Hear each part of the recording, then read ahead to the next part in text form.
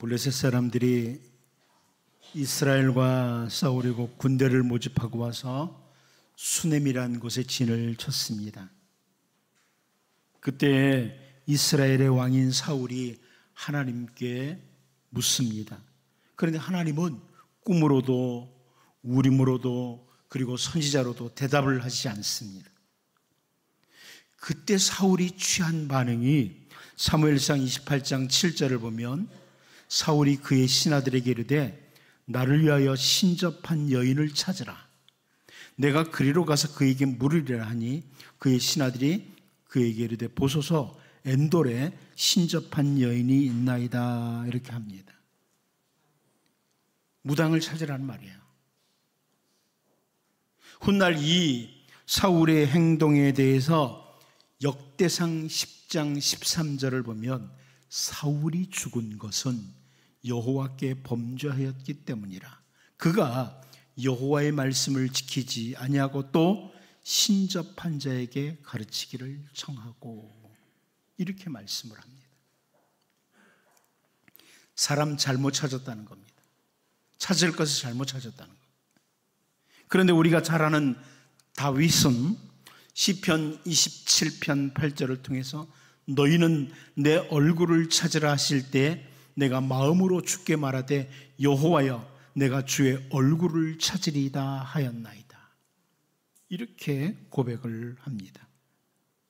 다윗은 자기에게 찾아온 어떤 상황에서든 하나님을 찾은 사람, 하나님의 얼굴을 찾은 사람이라 이것을 우리가 잘 압니다.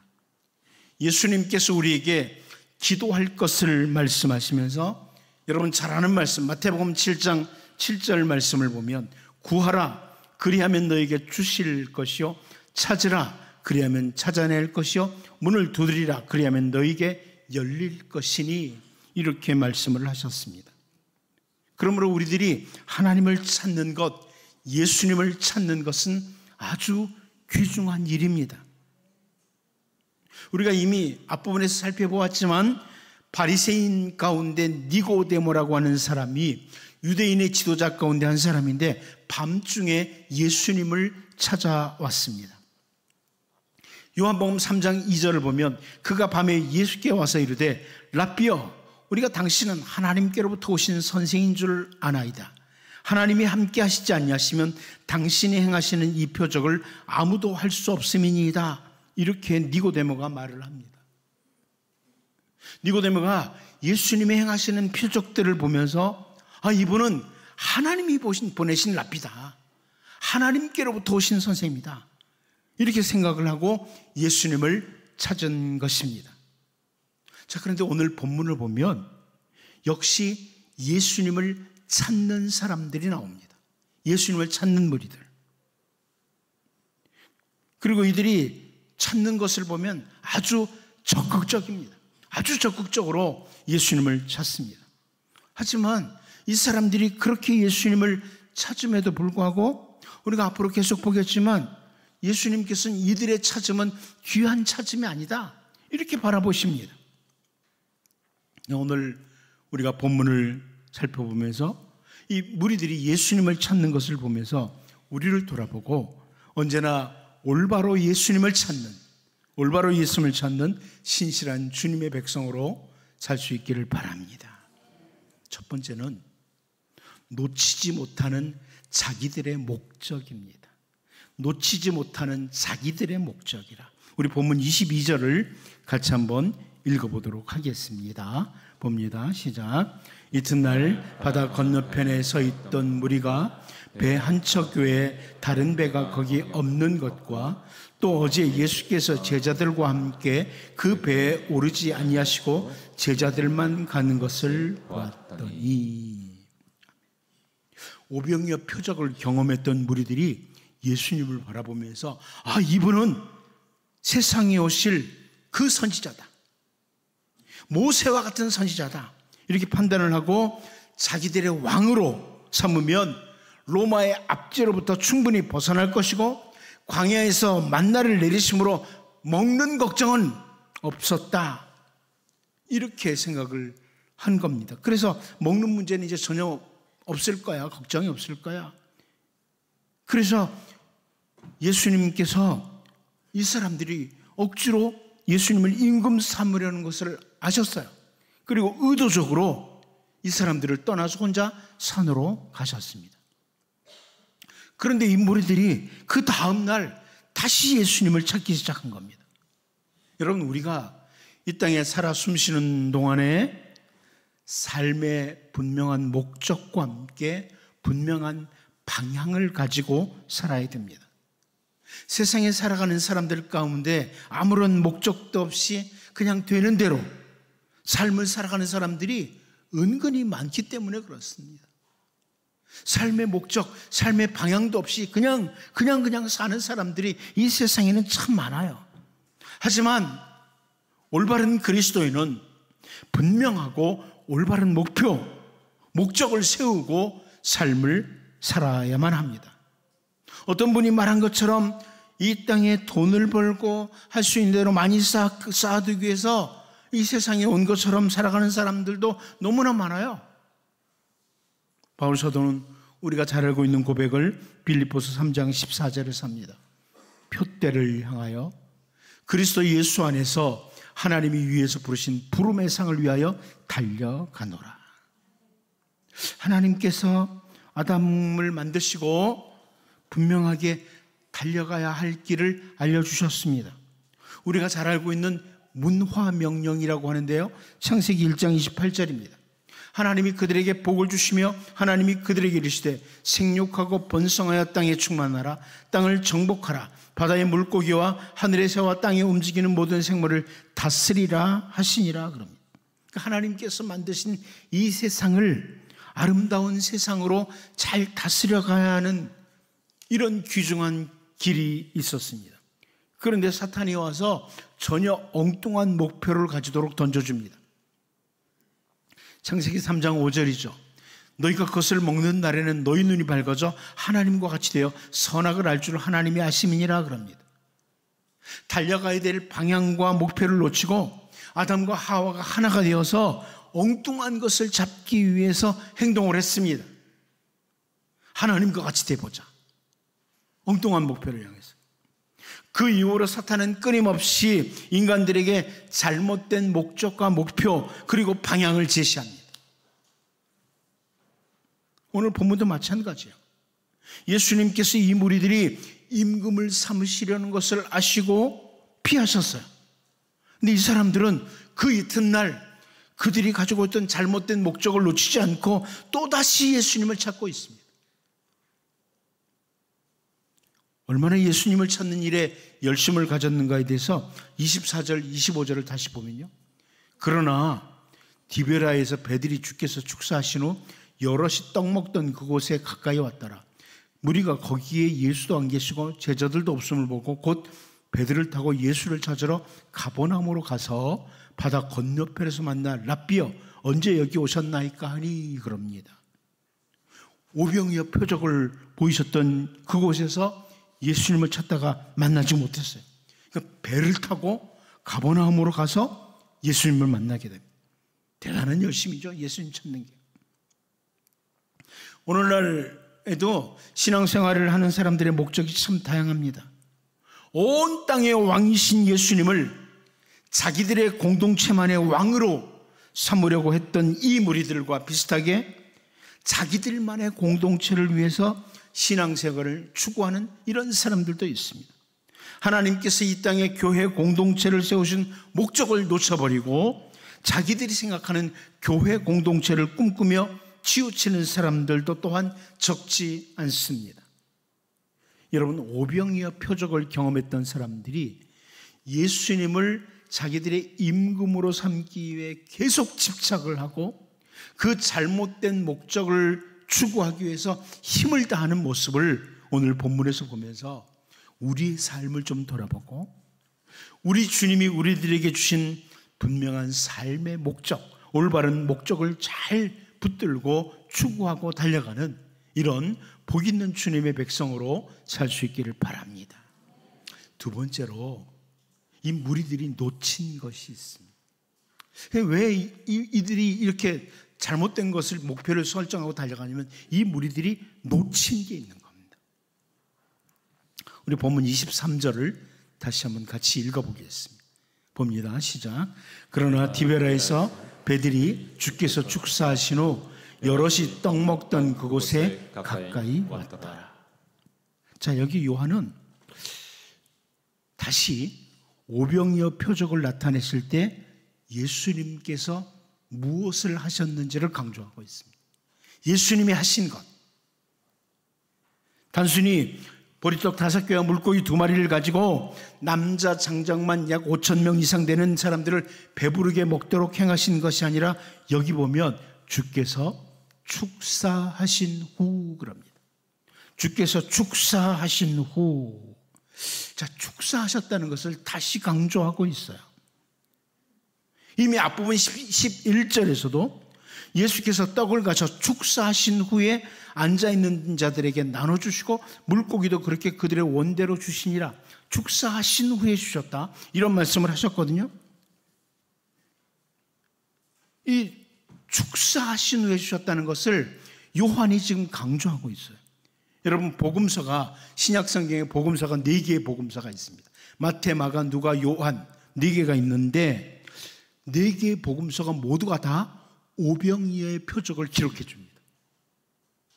복음서 4군데 다 이 오병이어의 표적을 기록해 줘요.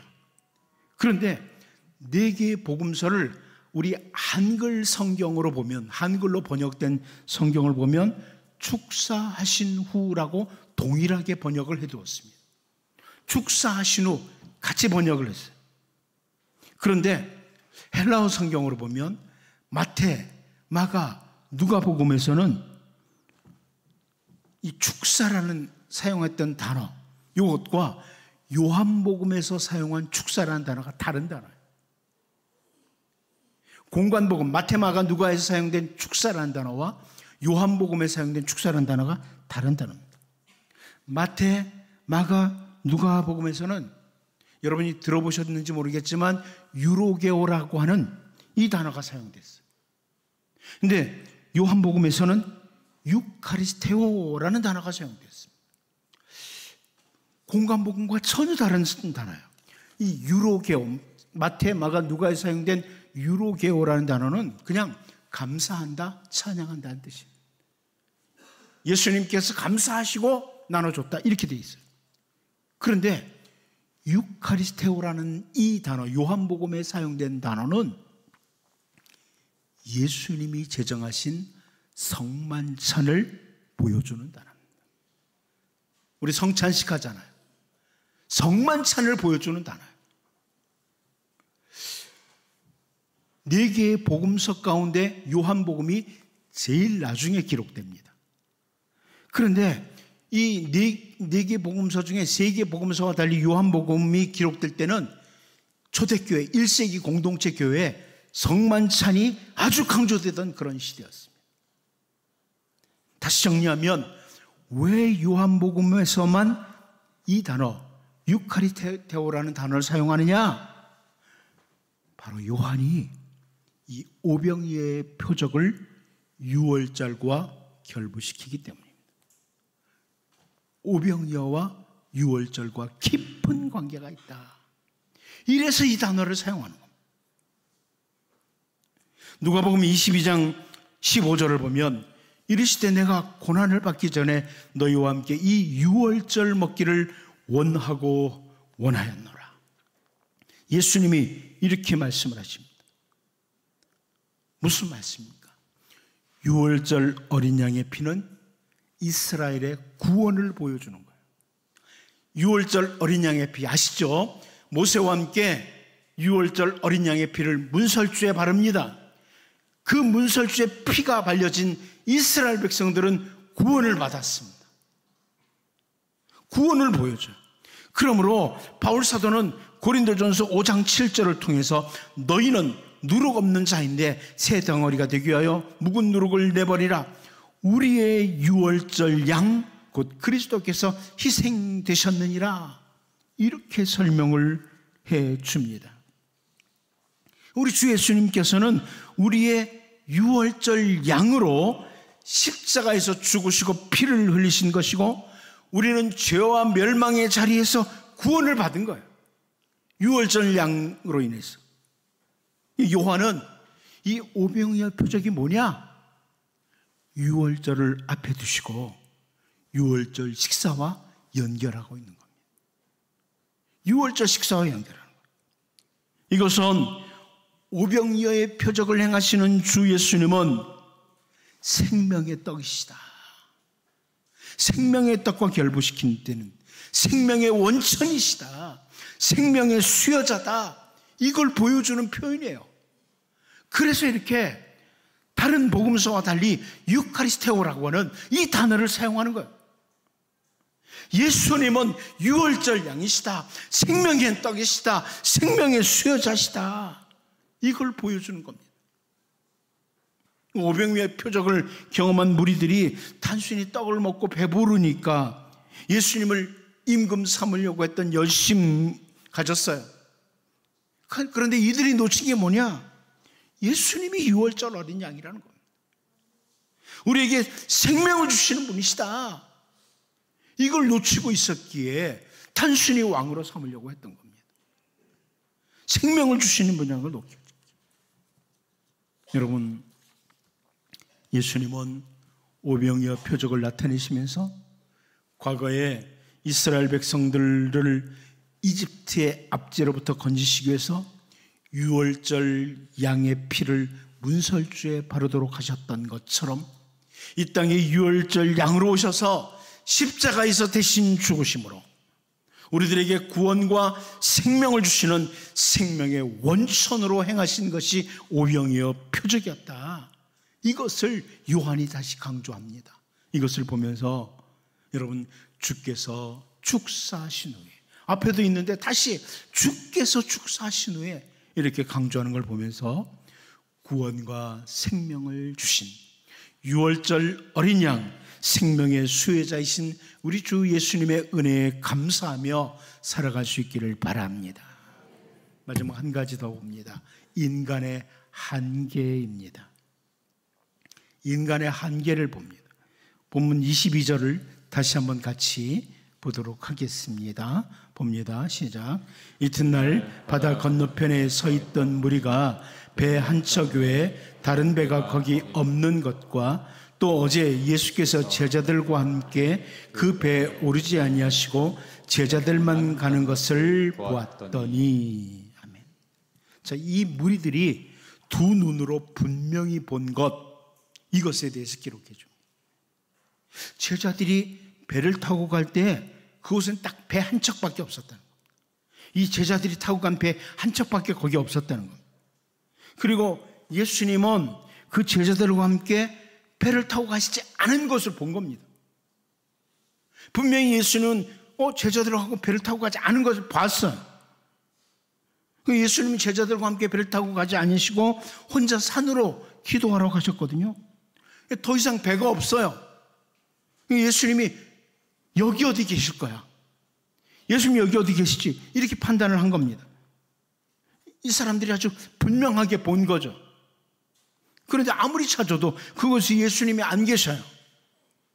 그런데 마침 23절에서 볼 수 있는 것처럼 배들이 그곳으로 이제 몰려왔어요. 그래서 24절을 보면 무리가 거기에 예수도 안 계시고 제자들도 없으므로 곧 배들을 타고 예수를 찾으러 가버나움으로 가서 그곳에 마침 배들이 또 왔기 때문에 그 배를 타고 간 겁니다. 그리고 25절에서 하는 말이 바다 건너편에서 만나 랍비여 언제 여기 오셨나이까 하니. 자, 이렇게 질문을 하는 겁니다. 우리는 이미 앞부분에서 보았기 때문에 알고 있어요. 제자들이 배를 타고 가다가 큰 바람과 함께 파도가 심하게 일어나고 고통하고 있는데 예수님께서 바다 위로 걸어오셔서 제자들에게 가시고 제자들과 함께 목적지로 가셨어요. 자, 그런데 이들은 그동안 오병이어 표적을 비롯해서 예수님께서 행하시는 다양한 표적을 보면서도 예수님을 누군지를 모른 거예요. 예수님이 누구신지 잘 몰랐기 때문에 오직 자기들의 눈으로 본 것만 가지고 자기들의 눈으로 본 것만 가지고 예수님을 판단하게 된 것입니다. 그런데 이 무리들뿐만 아니라 우리 모든 인간들은 다 이렇게 한계 속에 있습니다. 한계 속에 있습니다. 그러다 보니까 엉뚱한 목적과 함께 헛된 열심으로 가득 채우고 인생을 살아갈 때가 많은 겁니다. 그런데 하나님께서 우리에게 계시해 주셨다. 보여주시고 알려주셨다. 특별히 하나님의 말씀인 성경을 통해 하나님을 보여주신 겁니다. 하나님을 잘 알도록, 그리고 우리가 살아야 될 삶의 목적이 뭐냐, 삶의 방향이 무엇인지를 성경에 기록해주고 있는 겁니다. 하나님께서는 우리에게 또한 성령 하나님을 보내주셔서 성령 하나님을 통해 우리의 갈 길, 우리의 목적을 알려주십니다. 성령 하나님과 성경 말씀을 주신 겁니다. 한계 속에 있는 인간은 오늘 본문에 나오는 무리들처럼 헛된 것만 추구하면서 인생을 허비할 수 있습니다. 그런데 언제나 성령 하나님의 인도하심과 하나님의 말씀인 성경 말씀을 기준으로 올바로 바라보면 참된 생명, 복된 생명을 살아갈 수 있습니다. 여러분, 오늘 본문에서 자기들의 눈으로 본 경험과 함께 예수님을 잘 알지 못하고 그곳에서만 예수님을 찾았던 무리들, 이들을 보면서 언제나 성령 하나님의 인도하심과 하나님이 허락하신 하나님의 말씀인 성경을 따라 우리의 분명한 목적을 세우고 분명한 방향과 함께 복되게 살아가는 신실한 주님의 백성으로 살 수 있기를 바랍니다.